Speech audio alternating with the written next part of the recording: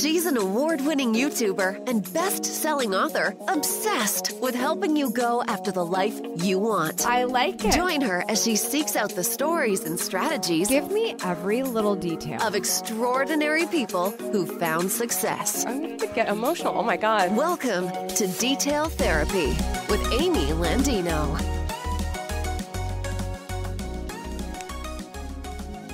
So we auditioned. My sister begged my mom to do it. My mom was like, you know, we live in Los Angeles. This is like a Los Angeles experience. Nothing's going to come of this. Let's just go audition for this talent agency because they're having open auditions. And then they called me back, and they didn't call my older sister back. But she handled it very gracefully, and she, you know, the rest was history. It just sort of like literally snowballed from there. Hey there, welcome to Detail Therapy. You just heard a morsel of goodness from my chat with Leah Pipes, who we are going to hear more from in just a little bit. In my chat with her, you're going to hear about how she started working as an actress in Hollywood, what life is like for her when she is on set filming. We're going to talk about some of her struggles for getting motivated in the morning. It's not just you, it's not just me. A lot of people struggle with this. She's going to talk about how she pulls herself out of a funk when signs of depression start to set in. And she's also going to share some of her experience with depression and what that has meant as a part of her life and her work. I think this is a really important moment for this show to shine a light on, and I want you to pay attention to it, because although we are able to have success in our lives and find success in certain ways, it doesn't mean that just because we've done that we're put together all the time. And I think Leah is a beautiful example of this, and I'm really grateful to her for sharing her story with us today. We have a lot to get into with Leah today, but I did not want to forget to thank you for being here for the first ever episode of Detail Therapy. I just am so pumped that we are finally getting this thing going. It's been a long time coming for those of you who've been sort of watching on YouTube or seeing my tweets and things like that. But for those of you who do not know me, my name is Amy Landino, and I will be your host of this show. I'm a YouTube creator, professional speaker, best-selling author, and entrepreneur in business for the last 10 years. You can find out more details about me just by visiting youtube.com/AmyTV. In fact, I do recommend that you subscribe there, because this podcast will be a great complement to a lot of what we talk about over there. You know, Jim Rohn, an amazing entrepreneur, speaker, motivator, he's no longer with us, but he used to say something that resonates with me every day. He said, "You are the average of the 5 people you spend the most time with." I truly believe this, and my YouTube channel is a reflection of that, because I want to be a valuable person that my community spends time with on a regular basis. So I spend a lot of time there teaching my experiences and tips and things like this, because I do want that time to be valuable for not just myself, but for those watching. And this quote resonates so much for that, but also for why I've started this podcast, because I want you to be able to spend time with even more amazing and fascinating people. And this is just going to be my way of being a connector for you to those people and to that information and to that advice. By talking with these outside sources all over the world, I want to make this audio experience a cure for your can't. You know, that I can't do it attitude, that although you may feel like you don't say it out loud that much, and others might say it a lot more than you do, you know, we still think it, you know, in a lot of ways, it's affecting our decision making. Even if we don't think to ourselves, I can't do that, there's still some obstacle that keeps us from doing something that maybe we would like to try. So as you listen to these interviews, I want you to just allow yourself to let this be helpful in that mindset shift that you're working on, and challenge yourself to try new things or lean into what you know in your gut is a really good idea.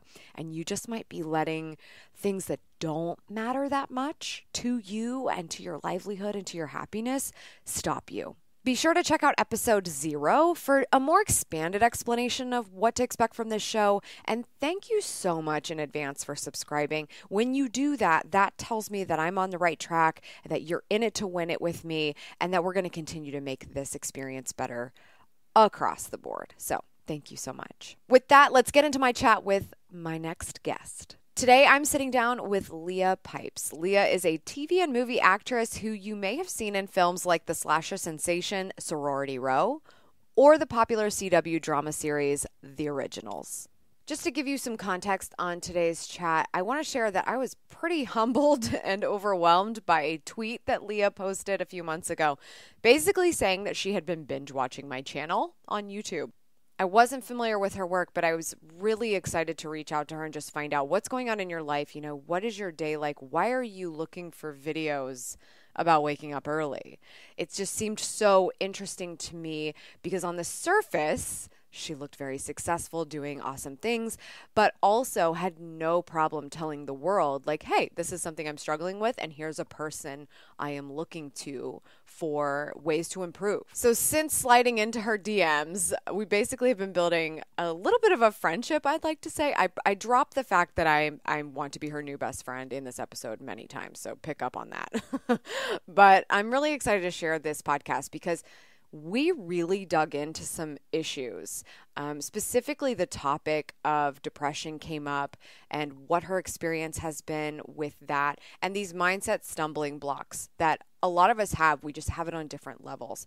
So just as sort of an interesting kickoff to this podcast, I want you to know that this first episode really puts the therapy in detail therapy.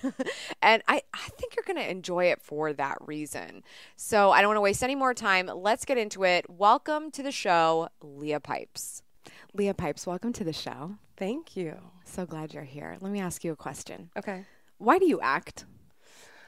That's a great question. And it's a question that I think I continue to answer more depth throughout the years of acting. And as of now, as deep as I've got, is it's for me, it's my favorite thing to do. And it feels like a very noble thing to contribute to my fellow man and storytelling, you know, and doing my best to be honest and present in my life. So I'm able to be honest and present in on screen and in the moment, which requires a lot of self-work even when I'm not working on a set. So it's a benefit in so many ways. It's a lifestyle, like it's not just a career, it's a lifestyle, and it's a lifestyle that I really love and I feel really passionately about, and I feel like I'm contributing in a way that makes me proud. I love that. I love that. And you've been doing this quite some time. I'm going to ask you a lot about sort of how you got started, but I kind of want to give a little bit of context here. So I first became acquainted with you because you tweeted me. Yes. Let's get that out there because I'm like, this is so funny. I was like, oh, let's check on my Twitter. And I'm like, I got some more engagement today. What's going on here? And you tweeted me that something to the effect of that you were really enjoying my YouTube channel. And I was like, who is this girl? And I looked you up, and I looked you up on like IMDb because that's where you go to check to see if somebody's legit. Yeah. Right? And I think I specifically said I'm currently binging your channel in sweatpants and eating too much food. So everybody that's relatable because I think most people do that. I don't think anyone's really fancy dressed up watching my YouTube channel. No. But you're like, but tomorrow is going to be a new day because I'm watching this. So I'm justifying all the bad choices I'm making now because I'm learning about good choices. Love that. Okay, I want to unpack so much of that. But first, I have to say, you were the crazy bitch on Sorority Row, which was a movie. Jessica. Yes. Loved that. But I've actually been catching up on The Originals, where you're more of like the sweet girl. The victim mortal. Yes. Yeah, the victimized mortal. I've never watched vampire shows in my life, but I did it for you. That's a true friend. But yeah, that's that they're very different characters. I really love them both. They were very different. Yeah. I thought based on what I knew about Sorority Row. I actually started watching Originals first because I hadn't seen Sorority Row until this past weekend. But what I knew about that movie was you're not a very nice person. So I was like, oh, I wonder if that's sort of like her shtick. I wonder if that's what she does in everything. So that's what I really found interesting about Originals. It was very not like that. And usually I don't get to play the bitch. It's like a little treat that I get to do sometimes. And I was like, is that relatable? Is it like, okay, I get to be my true self today? I think it's, well, in a way, I think they're all versions of my truths. There's versions of truth in all of them, like that I can find in myself. But the bitch characters, they're so relaxing because you want to be a nice person. You know, that's kind of like a natural thing. But imagine you being someone who really does not care about being nice, is only in it for herself and has no shame in that, and genuinely thinks she's better and more important than everyone else. Like, genuinely, to her core. Like, that is a really interesting mindset. And it's kind of like, it is. in a way, like a really relaxing state to be in. Like, oh, I don't care about other people at all. They can die. And doesn't it make you care. wonder, though, because we all think that there's a lot of people like that out there, actually, but those people probably don't think that they are that way, but you're acting that role. You're acting the role of, oh, I'm going to be the truest form of who I think like the worst person is as this role. And that's relaxing to you because you're taking the body of somebody else. Well, and I'm also filled with like so much anxiety and so much like care. You personally. Yeah, for other people. Yeah. That like letting go of that was like a really wonderful experience for me because I care so much. I mean, like the most horrifying thing you could tell me is like that I hurt your feelings. That will immediately make me cry. You're so good at taking the role on and just like owning it. You have to. Yeah. It's like that's the fun part about it is you have to kind of be open to, without judgment, to so many different people and personalities, and sort of observe them and watch them with like, you know, a sense of humor. Yeah. But those characters, like that character in particular, I was like, oof, I met some women in the past that I find really fascinating that other people find horrible. Yeah. And I get to do this now. I love it. This is the part where my husband would have asked what it was like to make out with Audrina Patridge. Okay. Very soft lips. No, really. Really soft lips. Oh, and good. she was very Good for her. cold, too. Good for her. Yeah. Good. She was cold? She was very cold because it was very cold outside. Oh. So you would think that like you would get frigid. Her lips stayed warm and soft, even in the freezing cold Pittsburgh night. Okay, what are we drinking right now? This is nothing. Literally. It's champagne. It's champagne. No. It's Italian champagne. Yeah, no, that's called Prosecco. Prosecco. Yeah. Prosecco. I don't think it's like a brand that is all that interesting. See, this is how I know we're already best friends, is that you had a delivery person bring Prosecco for this occasion. But not a brand. I like. You the haven't cheapest even one been I could following find, me though. on Instagram to know that this is like my drink. Is like, it? It really is. Like I probably post on Instagram about it almost every day. My best friend Sarah, who I'm going to bring up in a second, she gave me the Prosecco pun shirt at the Bachelorette party. Let's just put it that way. Oh, well, cheers to you. that. Cheers to you. You're basically my best friend. Okay, so speaking of Sarah, I actually am so impressed with her right now because she sent me some really good questions. Sarah's also our best friend. I haven't met her yet, but she's Sarah, a part of the group. Leah confirms you are also her new best friend. Yeah. So just thought you want to know that. And I'm definitely going to have her on the show and like we'll talk about this later. But she wanted to know a couple of things. Okay. She wants to know your thoughts on I don't know what this is in reference to, but the Jodi Arias movie. Oh, yeah. The crime movie. She thought it was really messed up. Yeah, it was really messed up. That story was so messed up. Yeah. I like true crime. I like HLN. Mm-hmm. Nancy Grace. Mm-hmm. Do y'all watch y'all Nancy Grace? Know about Nancy? Oh, man, Nancy Grace. I need Nancy Grace in my life. And Jodi Arias was a great Nancy Grace moment. Not as good as the Casey Anthony trial. No. That's when she really shined. Yeah. These are horrible events, by the way. I shouldn't make jokes about them. No. We're not commentating, I think, on the events. I think we're talking about Nancy Grace. Nancy Grace. Nancy Grace. Let's clarify. Just being a really magic person that I like. Find her one of the most entertaining people on television. She should win an Emmy. Perfect. I'm here you heard it here first, folks. But so I was really into the story. I really liked the story. I followed it very closely, And then and they filmed it pretty soon after the story happened. And I played the girl who he probably should have ended up with, who is safe and not as sexy. Tanya Ramone is hard to compete with. She's French. It's hard. She's so sexy. But for me, it was an interesting, I mean, she really got to like, I was like supporting her. Yeah. I needed to be the opposite. Yeah. Yeah. Okay, good. All right, Sarah. We gave you that. We give you that one. Actually, I do want to ask, she asked about two more. Did you meet the author of Odd Girl Out?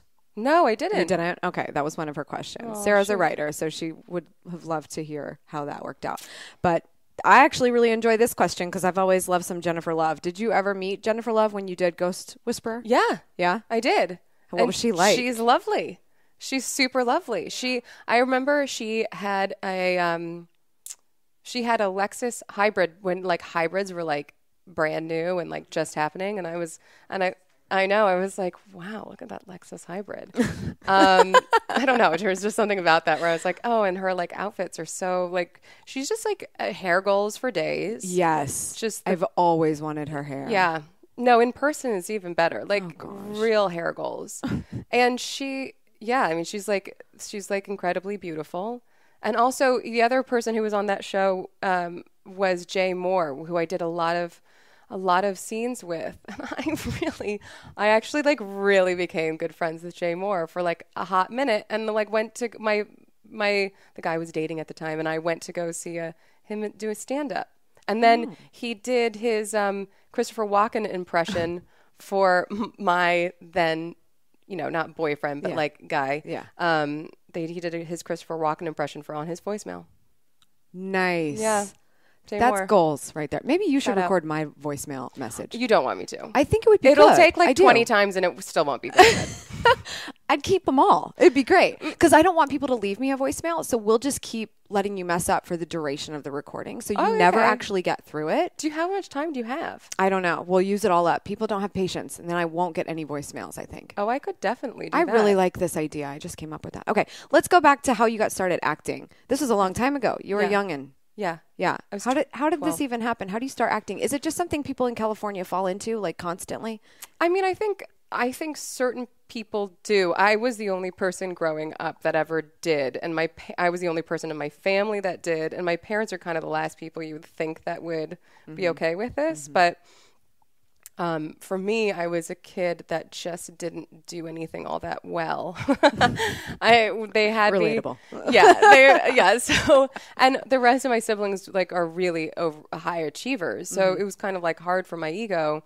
Like I was fine at soccer. I wasn't great at soccer. I, was fine at school. Like I would, get A's if I tried. I would get B's and C's if I didn't, and I usually didn't. And then, and then, my other siblings were like straight A students. So my parents were really on the lookout for something that was going to like grab me and give me confidence. And my eldest sister wanted to go audition for like, I don't know, this like random talent agency that honestly, I think, I don't know how it all came together. I don't even know really what, I guess they came to her school or something, and she went to an all-girls Catholic school, which kind of sounds a little creepy. But anyway. Now that we're saying it out loud. It's it's like, now that I'm telling the story, it's a little weird, and I'm glad that I like avoid, but my mom's like a very put-together woman, so nothing was, going to be, of course. like over the line. Mom's got it all locked up. Good. So we auditioned. My sister begged my mom to do it. My mom was like, we live in Los Angeles. This is like a Los Angeles experience. Nothing's going to come of this. Let's just go audition for this talent agency because they're having open auditions. And then they called me back, and they didn't call my older sister back, but she handled it very gracefully. And she, That's good. So that was, and then the rest was history. It just sort of like literally snowballed from there. Yeah.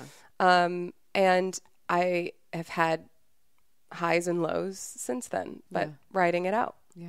Good. Yeah. So, I'm curious, like that was going to a talent agency. Do you think that that's still today the best way to go about this? If somebody listening to this is like, I really, really want to start taking this seriously and do this as a career, do you think that that's the best way for somebody to get started acting, is to just go to a talent agency and see if they even have like anything, an open audition, something like that? I don't know. I don't know. I don't even know if they really exist anymore. It's like, I think there are a lot of different paths. I think trying that, but also doing like a bunch of different things at once. Like, I think you should just, all hands on deck to make things happen and see what works. So, like sending headshots to larger talent agencies, or all, like any talent agency you can, get into, because you literally just need to get into the door of an agency that will rep you and send you in auditions. So sending out your headshots, maybe like finding a way to put together some kind of like reel or something that you can have for yourself. How much do you think social media matters to, like, if somebody were getting started? You think they have to have it before, or is it helpful before? In your experience, we talked about this last night. We went out for margaritas last night. Yeah, you were telling me that you really weren't as active on social media until the originals. When you started doing the originals, and they were like, "Okay, honey, it's time to get a Twitter." Like, yeah, and they verified it for me. I mean, I had it, just wasn't being used at all. It was just like handed to you, basically, like the setup of, well, you have it already. We'll verify it. You're all set. Now start using it and promote the show. Yes, essentially, it becomes a part of your job. Yeah. So, do you think that that's even more valuable to an agency if you've done anything on social? Use it to be able to promote yourself. Yeah, I think. Well, here's the thing: is you have again. That's Your my dogs are killing me right now. I love them. That's my dog. He has a little itch. Is that the Springer? Yeah, it's the Springer. He's just like so itching funny. his Sarah, chin. she has a Springer. What are the odds of that? You should be best friends with Sarah, honestly. Okay, our Springers should be best friends. That at is least. so funny. He's so cute back there. That is cute. So, yeah, but like I said, like anything you can do, all hands on deck. I don't see how it could hurt you to use social media in a smart way. Like, honestly, like you could. Why not use that as a reel? Why not do like interesting shorts with your friends and post that and showcase, what you can do? Also, like if you have friends who are wanting to be a director, and you have a friend that wants to be a DP, and you want to have a friend that wants to be a sound person, and you can all save up and get rent some equipment. Do that, and now you have a platform to put it on that people will see, and you can showcase it. I mean, I say use it in every way you can. Yeah.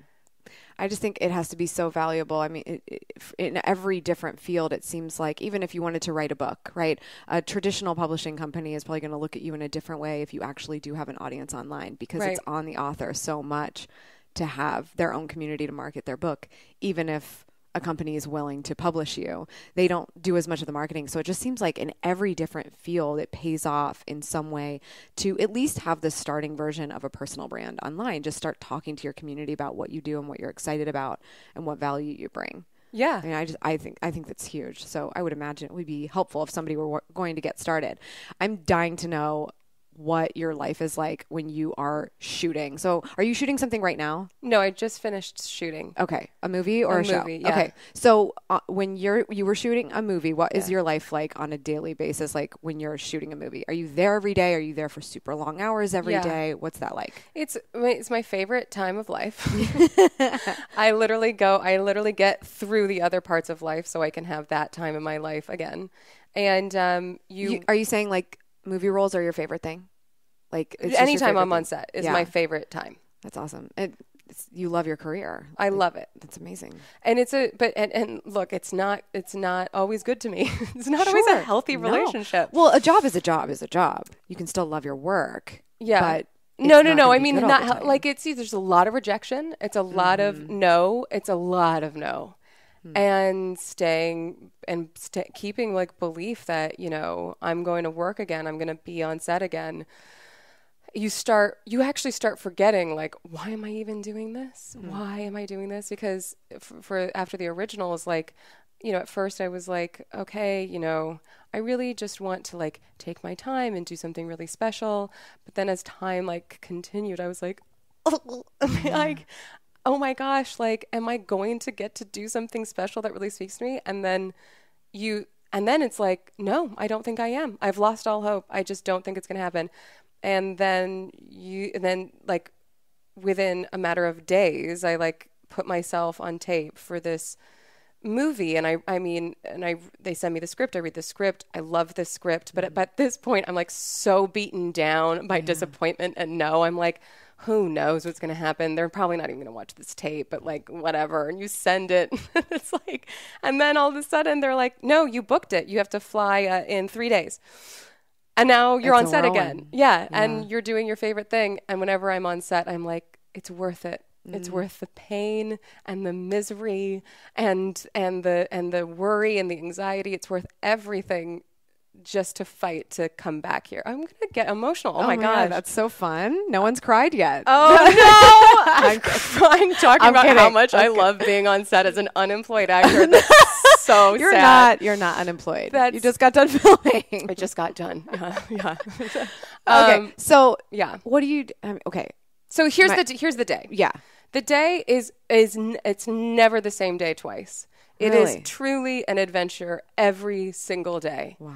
And you have I was telling you, like I find it really relaxing. You have someone telling you what to wear, what to say, where to be, doing your hair and your makeup. You have like relinquish all this control, and then you just kind of get whisked away on this adventure. And your job is to be present for it and to allow it to take you wherever it goes, and the emotions that come from it throughout the day. And it's amazing. I mean, it's an amazing form of creativity that I love to do. So you just roll up looking haggard. Yeah. They take care of you. Hella haggard. And you basically get to meditate the entire time people are doing your hair and makeup. Yeah. Yeah. Or rehearse your lines in your head, or like, what are you thinking about when that's happening? Yeah. You're going over lines, and you are like, because, your lines need to be locked in. So before you, that's the craziest part to me. I'm always like, wow, they have to memorize all of these things. Like that's what I'm thinking when I watch movies. Yeah. And when I'm listening to someone's monologue, I'm like, oh my God, they haven't cut. Like, I watch for that stuff, because now that I edit video, I see these things, and you must have such a great memory. I feel like I would be terrible at that. Sometimes some things really click in easily. Like the last film I did, I literally could read the lines before I went to bed, just because they were so connected to like the emotional journey of the character that I was like, I could read the lines like a couple of times, and they were just there. Yeah. As opposed to other things which might be like a little more stylized, or, like a little like, or legal jargon or something that's just going to take a little more time for me to click into. But the beginning of each project, like understanding the cadence of the project and like how the rhythm of the words takes a little bit to unlock. Sure. But once you have that down, you're learning your lines, because when you show up on set,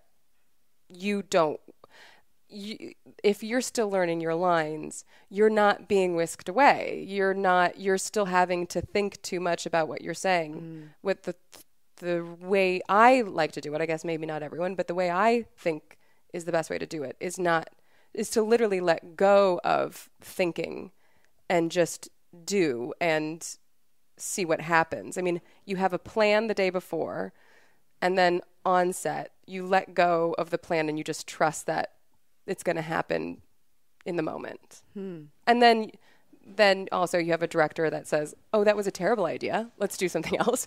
Or, like that was close, but I need you to do this. And you really need to be moldable in that situation. You have to. This is your job. Yes. And there are some actors that really are fighters, and I understand sometimes like you hear something, you're like, it's not ringing true to me. But there are other actors, like their process is literally to like fight up against any direction.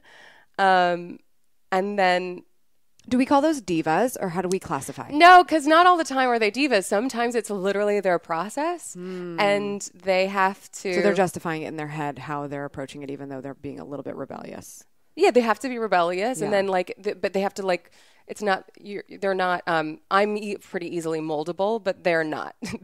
They're like you got to chip into like the limestone, but it's a different approach that I don't. So I'm not saying I'm just saying my way is not like the only way. Yeah. But yeah, you have to prepare and know your lines, not so you can say, look, I can memorize things, but literally so you can now do the actual job, right? Which is to act. Yeah. What is your daily life like right now? Like, do you have a morning routine when you wake up? Like, what are you doing in between projects? Amy, don't get upset. This is why you're here now. No, is this therapy now? We can do therapy now if you want. This is when the therapy starts. Okay. All right. Well, then let's go with this. How did you end up finding my YouTube channel? I was in sweatpants. Okay, good. We always remember that part. It was 3:30 p.m. in the afternoon. Oh, not a.m. Okay, good. That's okay. It was 3:30 p.m. I wore these sweatpants to bed the night before, and I was like, oh, no. Oh, dear. I haven't seen the outside today. And I've just been watching Bachelor Paradise or whatever. You're into Bachelor. That. Are you into the Bachelor series? Oh, I've man. never really watched it. Oh, gosh. Shout out to Sarah again. I have seen the finale because of her, the last Bachelor finale. How do you resist? It's so weird. I don't understand. No, I don't know. Maybe it's like online dating to me because I never had to do it. Yeah. The whole thing, it just confuses me. But aren't you fascinated by, because I never had to do online dating, but anytime a single girlfriend comes over and I'm like, open up your Raya. Let's Wait, what swipe. is a Raya? Raya is like this. Is that an LA thing? Is that an LA dating app? Oh my gosh. Okay, so they're like, it's I can't keep Tinder. up. But I love like, is it a girl Tinder? No. Or are only guys on Tinder? No, that's something else. That's Grindr. That's Grindr. Okay. No, I think it, I guess I was kind of classifying it like Bumble. I think Bumble, the girl has to make the first move, right? Am I right about that? No. Yeah. I think that's similar. But the problem is my girlfriends will come over and bring over their app, and I will swipe. Is right a good thing? I have no idea. I'll swipe right on way too many people. Blake and they're knows. like, what are you doing? Why are you doing this? I was like, he's cute. He's fine. He's got potential. He likes dogs. There's a picture with his mom. And what human is going to say they don't like dogs? Why don't you? On a dating app. I just want to know now. Yeah. So I give I'm not nearly strict enough. But I'm like, come on, honey. Like, it's going to be fine. Yeah. Like, you're like, you've got to branch out. You've got to try new people. Your type, it kind of like isn't working for you. This guy seems like a nice guy. Okay, so you coach her through her online dating journey. So yeah, not well though. Is it kind of like how you commentate the Bachelor episodes? Like, does it feel like the same camp? That's what I'm trying. The same thing. That's what I'm getting. Because the whole time you're watching and you're like, don't go for that guy. He's not the right guy. Mm-hmm. Why do you like him? Obviously, this is so like this last season on The Bachelorette. Jason was like just like the most magical being, and just was like always there. Mm-hmm. Cool, no drama. Like, clearly this is the guy you marry. Yeah. It's so clear. And then of course she like doesn't, she like goes for the whatever, like tall strapping. I just think this whole thing has to be rigged. Like, it's like, okay, they of course do the wrong thing. They of course pick the wrong guy. They of course get divorced in a couple of weeks. And it's like so silly. It's like, this is all for ratings. No, I think genuinely, like, these girls are people just as stupid in love. Well, I just think that, like, I don't know. It's because sometimes it does work out. And I don't want to say, like, this guy is a terrible guy. The guy, he just is not who I would choose, because I was, so in love with this other guy. I'm married. But so is my husband, who is like, my husband watches it with me, and he is like, Jason, how is she voting him off? This isn't happening. And then when they announced that Colton, which was another guy was going to be the Bachelor, my husband called me, and he was like, you're not going to believe this. I'm like, what happened? He's like, I'm so sorry. Colton's going to be the Bachelor. And I was like, no. And he's like, I know. I'm so sorry. I wanted to be Jason, I wanted to be the one to tell you. Yeah, he needed to be the one to tell me. And then with The Bachelor, when it's like a bunch of girls, I don't think that's as entertaining. I like it when I like The Bachelorette better. But when it's a bunch of girls, you're watching this guy, like you're watching how they attract guys and the different ways we go about it. And then you have like the nice, kind woman who's like being really present and like really reasonable. And then you have the girl who is like a sexy baby who's like really manipulative. And no part of me judges them. I'm like, this is like, we are women are just such an interesting breed. We are, aren't we? Who's to say who's the better person? Sure. Let's get back to those sweatpants at 3:00 in the afternoon. Okay, all right, okay. Okay, do you want to And then what happened? Do you want to talk about The Bachelor more? Okay, no, that was fun though. So, I am, and you know, the other thing like I'll do is I'll just get to the point where I'm like, you know what? This is a lost cause on the day. I'm going to double down on very bad choices because it's already sort of like a lost my diet cause. starts tomorrow. Yeah. So I might as well eat everything today because my diet starts tomorrow. It's the same thing with me where I'm like, okay, let's like double down on making sure I don't go outside and I stay in these sweatpants and I don't shower. My lucky husband. But then it does become... Bless his heart. And at one point, my husband came in and he was like, is this relaxation or is this relaxation or is this depression? And I was like, on a scale of... we are towing that line. It's relaxing. Okay, now we can't joke. Are we towing the line on a depression? Yeah. You think? Yeah. I mean, yeah, I think I have to yank myself out of it. Yeah. I mean, it's like... Do you think... Let me put it this way, because I think I can identify with this. I can't say for sure. I've never really done any diagnosis of any kind to say I've ever been in a depression. So I don't think I can speak from that experience. But I do feel a depressive state. I guess I don't know how to say that better, but a lower state in between two highs. So do you think that you just naturally... Like manic depression? I don't know about that. I don't know about that. I think you're describing manic depression. Maybe. No, I think it's like, okay, here's a good example. Like I'm doing a series of maybe 4 or 5 interviews in LA. Blake and I hopped a plane. We're go. We're interviewing. We slept last night and we're doing more and then we're getting on a red eye home. So that's an example for me of like a go, do the project. We knocked it out of the park. Awesome high. And then tomorrow, I'll not only be very tired from getting off of a red eye, but it'll be like, oh, this is just a normal day. And if not for Sarah's wedding this weekend, Sarah gets 80 shout outs in this episode, I would probably have like a really low weekend and just like do nothing. And I would probably feel like, man, not every day can be like fly to LA and talk to the coolest people ever. And it just feels more depressive because it's normal. Do you think that could be maybe what it is? Because you're talking about some of the highest of the highs. You're on set doing your dream job, shooting a movie. You just got back from a month in Kentucky. I mean, like a whole month immersed in that environment as an actor professionally. And then you come home and there's nothing wrong with home. Husband's here. Your house is stunning. Like, but it's normal. Do you think that it's not necessarily depression, but it's just sort of like there's less going on right now. So is there actually less of me? Yeah, I mean, that is interesting because I think there is an element of that. I don't think that's the version of depression. Like the depression, I think comes when it's like, it's not me decompressing or readjusting. It starts to feel like molasses, you know, like it's pulling it's pulling me, it's dragging me down. That's a good word for that too, because it really just gives you the picture.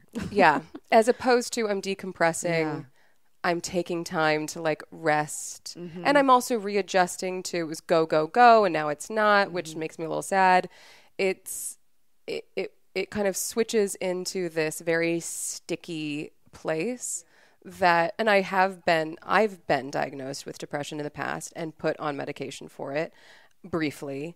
And the medication as I was on the medication, I had a great therapist who taught me skills to unstick yourself, literally. And so I try to use those skills, but it's an interesting thing, like how that stickiness of depression works, because it's so nuanced. It's such like, it's all these catch-22s of like, I need to unstick myself, but it's so sticky that I can't. It's, you know, it's like when you have glue on your hand and you're trying to get the glue off, and then or like a piece of paper off, and it sticks to your other hand, and it's, you have to like literally say, no, I'm gonna take some soap and water and work on it and wash this off. Yeah.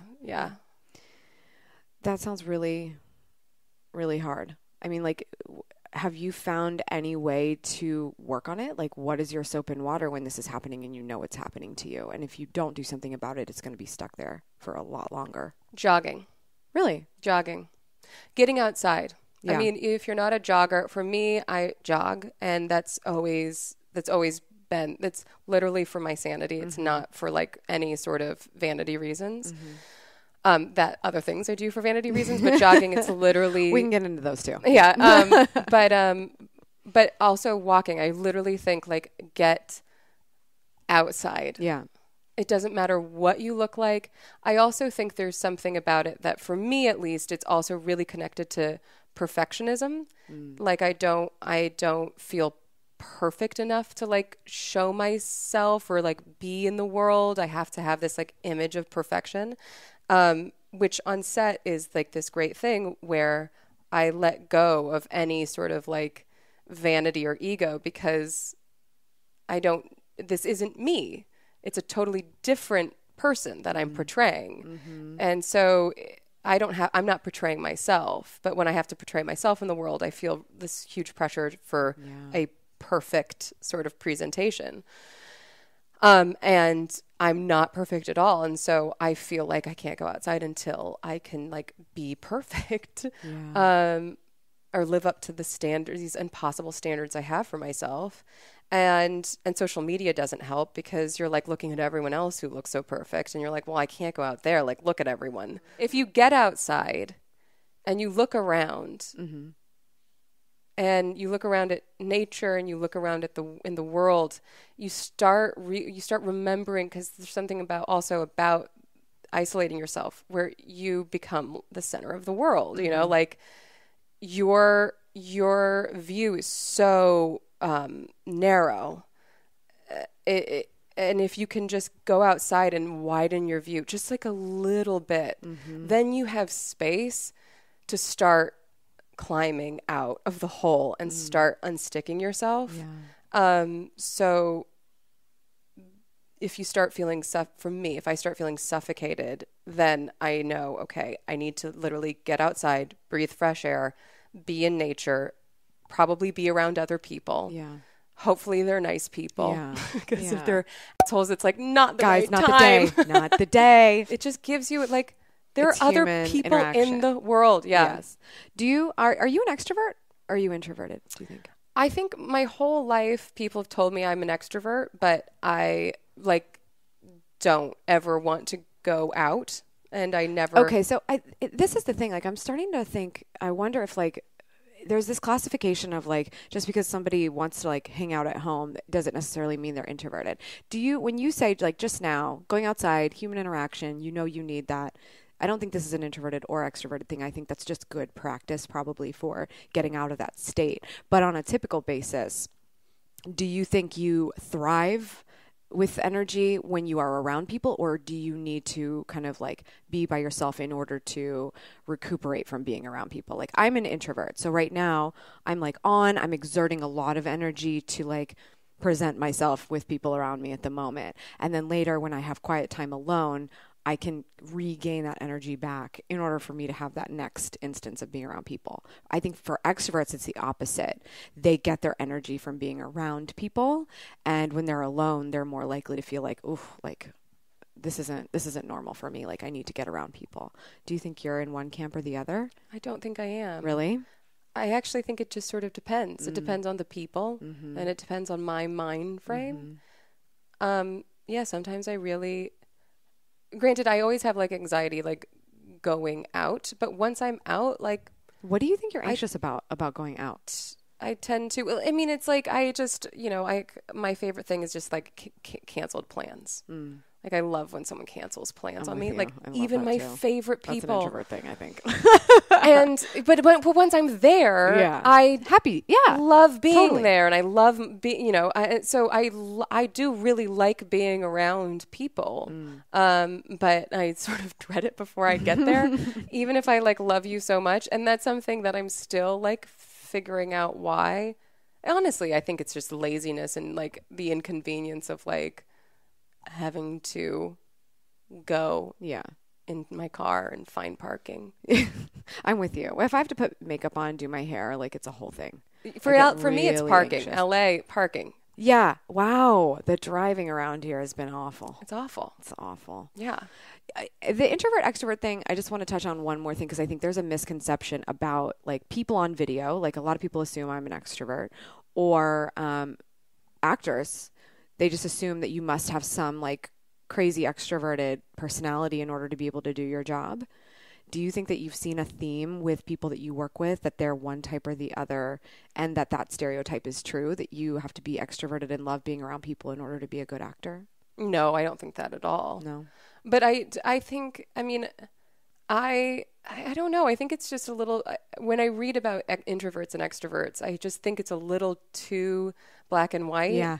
I think there's a scale for sure. Yeah. Like I sometimes walk into a room and I just feel like I want to take over this room. I want to like just take it over, and I want everyone, and I can like, and I can do that. I know I can do that, and I enjoy it sometimes. Other times I walk into a room and I just say, I want to be invisible in this room. So I just think that it's like, but I think for actors, there are people that I have worked with who have like extremely quiet, extremely like sort of small presences, like they have like a presence that they keep very much themselves, and they don't, and then cameras roll and it's like, they're out. And other people who have like these, like very large presences, which I probably have I have a large presence. But when cameras roll, I can bring it down. I mean, like my job is to be able to do all different kinds of things. And so I think it has nothing to do with introvert or extrovert. That's cool. I love hearing that because I think it's a really big misconception that needs to be knocked down. Would you rather be an extrovert as an introvert? Oh God, no, I wouldn't change anything about myself. Not really. Well, I guess that's a big statement, but like I love being an introvert. Yeah. Cause I feel but I think it's because of that scale. What I should clarify, like everyone thinks I'm an extrovert because when I'm in this situation, I'm doing a job. My job is to ask you some questions, and my job is to kind of have a conversation about it. And when I'm making a YouTube video, my job is to talk to Charlotte, and I make a video for her, and I talk to her, and we're having a conversation. And that's on. So I think that's similar to like the actor thing, whatever state you're in, when they say action and it's time to read your lines, you kind of come alive. The same goes for me when I speak and I walk off stage. I'm on. I'm ready. But then I kind of need to go back and be me. Yeah. And I love that. I'm because I have figured out how to balance the two, and I really hate when somebody who is an introvert uses it as an excuse. Like, I'm going to go to this event. It's a social event. People are meeting each other. They're talking to each other.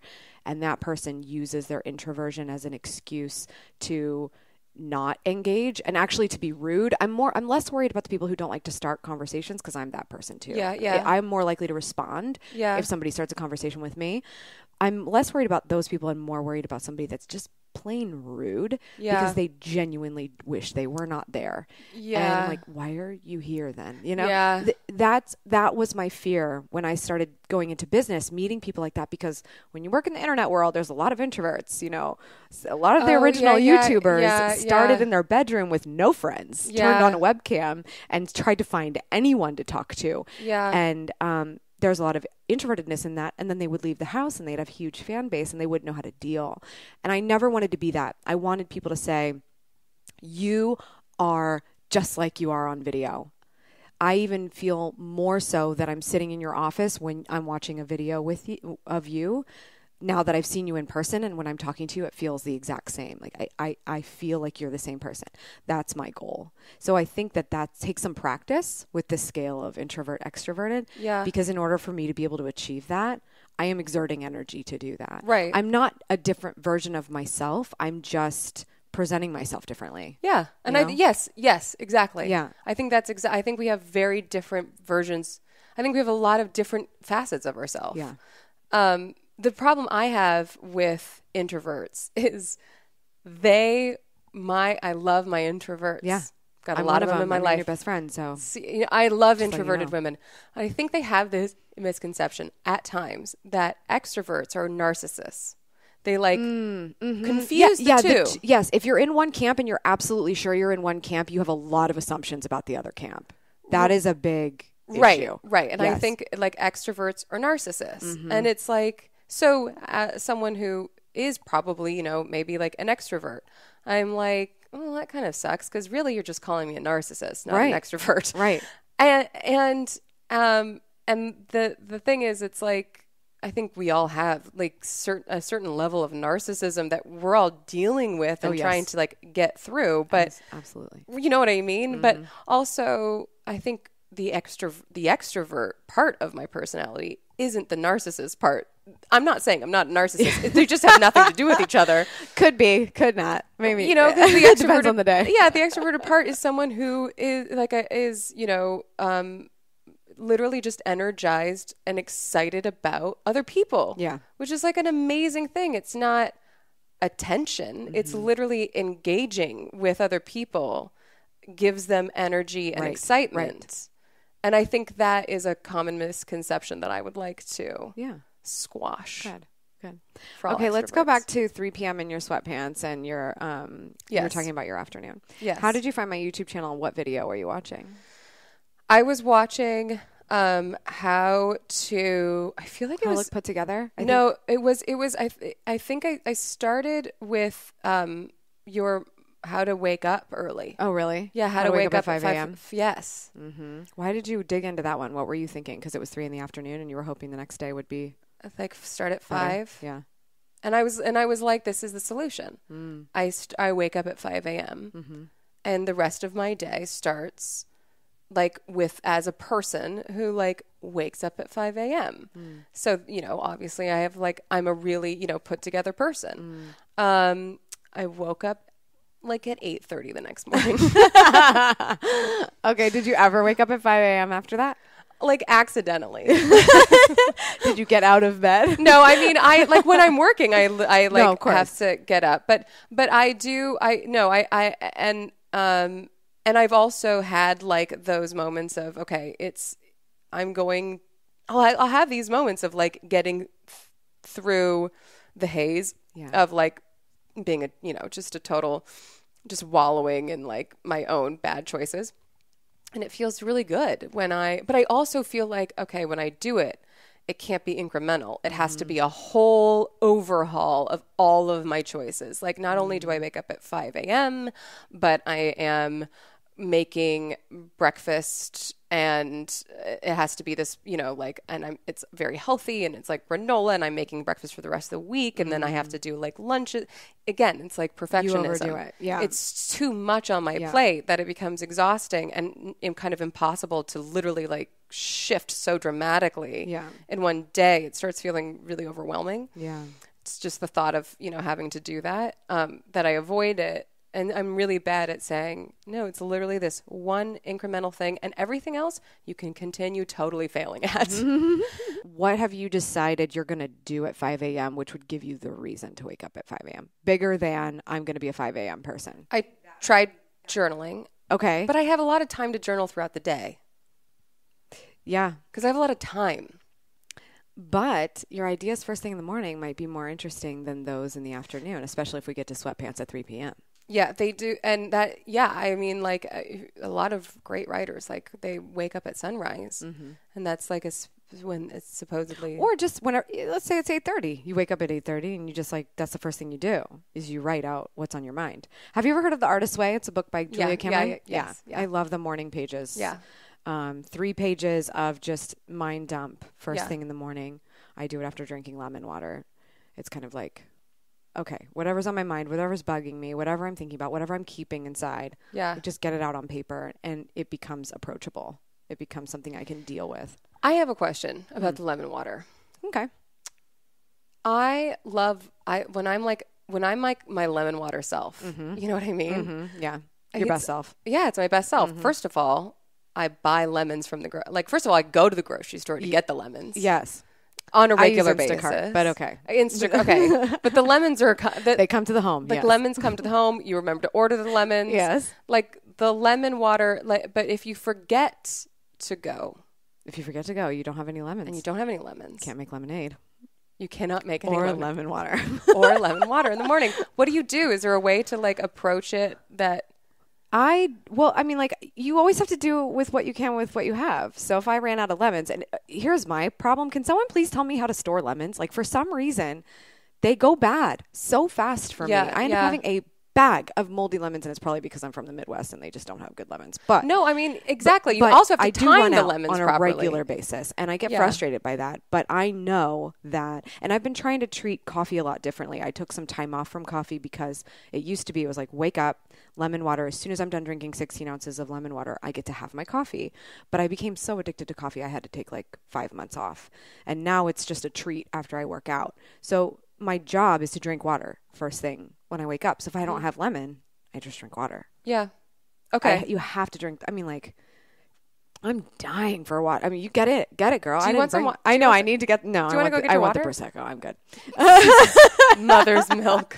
Where you can't bring this in and then not let me drink it. But so you make, okay, so when you're making these choices, you are like, you're saying this is what I'm going to do for me. It makes me feel better. Mm-hmm. You're like a very logical person. Do you ever have moments where you're like, I feel like totally like doing something that I know is bad for me, and it's like gonna feel just because I know it's bad for me, it's gonna feel like a treat.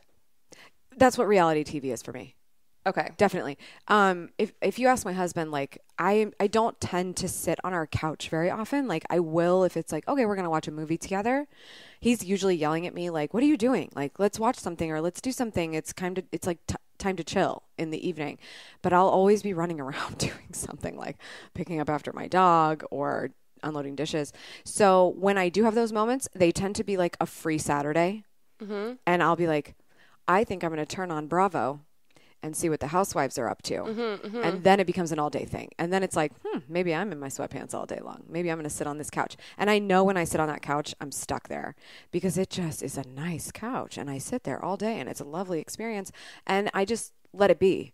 Yeah. But the reason it happens and I don't beat myself up about it is because it's not every day. Yeah. And it's not even every weekend.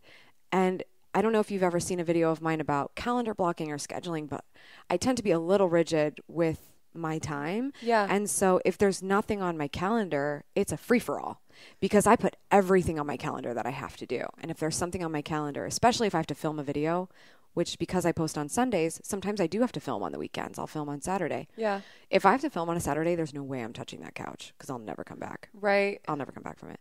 You just have to know that that's going to be the case. When you can give yourself the time to do it. Yeah. Because you need to give yourself that time. In my experience, it's just that if you do it too much, it compounds. Just like working too hard compounds. Right. So you relax too hard, you just feel like you crap about your body, about yourself, about your mind, about your life. Well, you start beating yourself up over it. I think that's another thing where you're like, your approach is, I'm not going to beat myself up. But right. I think there's a lot of people who they do that and they're like, oh, I feel so guilty. That's hard. That's a hard mindset to get to. I think, and we talked a little bit about this before we started recording. I'm a big believer in Gretchen Rubin's 4 tendencies. And I think because I'm a questioner and I've just like, I think the reason I've made all these decisions is just because I know in my heart that they're right. So if I spend a day on the couch, if anyone were to ask me, like, what have you been doing all day? I'm going to say, like, I've been doing nothing. I've been watching TV on the couch all day because I know in my body, in my soul, like, I needed that. I needed that time to recoup. And just like I'll sleep probably all morning tomorrow because I'm not going to sleep on the red eye tonight. I hate the idea of sleeping in on a weekday. That's insane. But I know based on the workload and the craziness that's happened over these 2 days, you need to recoup. You need to decompress. Otherwise, you're going to be a terrible version of yourself when you go back at it the next day or whatever the case may be. So I know that this sounds so like, oh, just do this and don't beat yourself up. Like, that's so easy to say. I do think it has a lot to do with your personality type and how you develop these habits, which is why I brought up the questioner tendency thing, because I do think it's a little bit of how I'm wired. A little bit. I think it totally is. Because I know that if I were to say this to what Gretchen would call an obliger, they're going to be like, are you kidding me? Yeah. There's no way I could just tell myself it's okay, because if you let it go on for too long, an obliger is somebody who has to listen to an outside source, really, in order for them to feel driven to do something. So if no one ever comes to you and says, get off the couch, you're not going to get off the couch. And then you just are comfortable, so you don't leave. Comfort zone is the heart of this whole thing. Yes. And that's the other thing. I've changed what my comfort zone is. My comfort zone is getting things done. And it's not sitting on the couch. That is no longer my comfort zone, although I enjoy it as a leisurely activity. It's not what fills my cup. Well, I think what actually fills your cup is getting out of your comfort zone. Totally. Ideally, yeah. But at the same time, I think if you focus on doing something so much and you get better at it and you practice and you practice and you practice the not sitting on the couch thing, it can start to become your comfort zone too, in some ways. Like right now, I'm not like comfortable by any means. Like I'm an introvert. I'm doing something that's outside of right. Yeah. Right. But this is your world. The busyness, the accomplishing of this. That is where I am comfortable with who I am and how confident I am about myself and how that goes. Well, yes. But here's the thing is I will point out that like me being in my sweatpants and doing things like that aren't good and being like, okay, this is going on for too long. Yeah. That's not my comfort zone. I'm not comfortable. Like but it's, are you sure? I'm very uncomfortable with it. But you're beating yourself up about it. But maybe but I think it could still be comfortable on some levels. Yeah. No, I guess it is. It's kind of weird, right? It's like it's like a lot of things happening at one time. Yes. It's like I guess your comfort zone is being uncomfortable rather than being comfortable with yourself. Like your comfort zone is being uncomfortable with yourself. That's like a problem. Yeah. I think not mine. Right.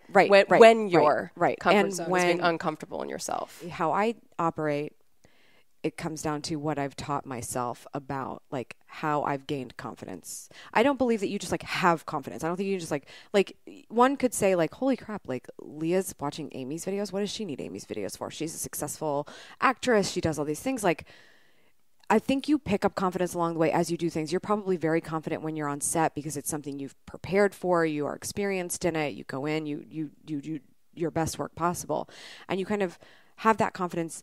But I know I don't have confidence all the time, and I want to constantly be picking it up where I can. So for me to feel better about myself on a regular basis, I need to be doing the things that feed my confidence.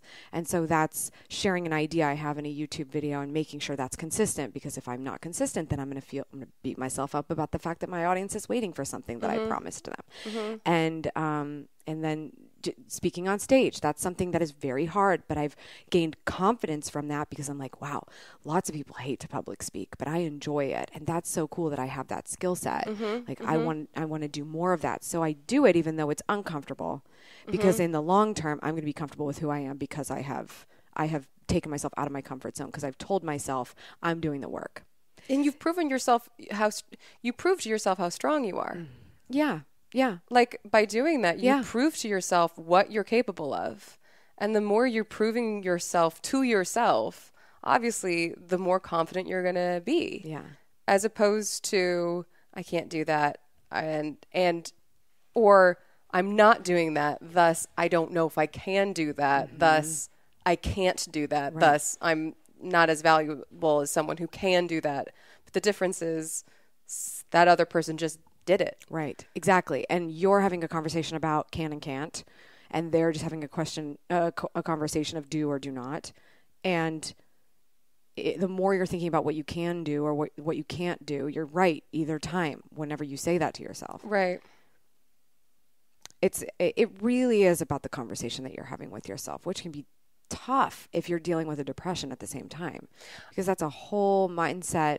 Yeah. I'm just speaking in generalities. Like, I don't know what your mindset is right now. Yeah. No. I mean, that's the won't, don't, can't. Mm-hmm. And then also paired with have to, should. Those are all words when they start happening in my brain. I'm like, ooh, this is a sign. Yeah. This is depression. As opposed to can, will, do, and want. That's when those are when I can shift can't to can, don't to do, and won't to will, and then have to and should to want to. Mm-hmm. Once I shift those words, it's amazing the difference. Yeah. But it's tricky because your brain starts playing tricks on itself where it's like, no, it's fine. You're just, like, this is just like gonna be a day. Well, now that it's been longer than a day, obviously you can't do that anymore. Right. Well, now it's been a week, so clearly you can't. And then all of a sudden you're like, oh, wait, I have to shift these words around again. Right. That's super powerful. What words are you using? That's really good advice. You have it in you. Well, it was good. That was a therapist advice to me. It was really good. I like it. Everyone needs to listen to that.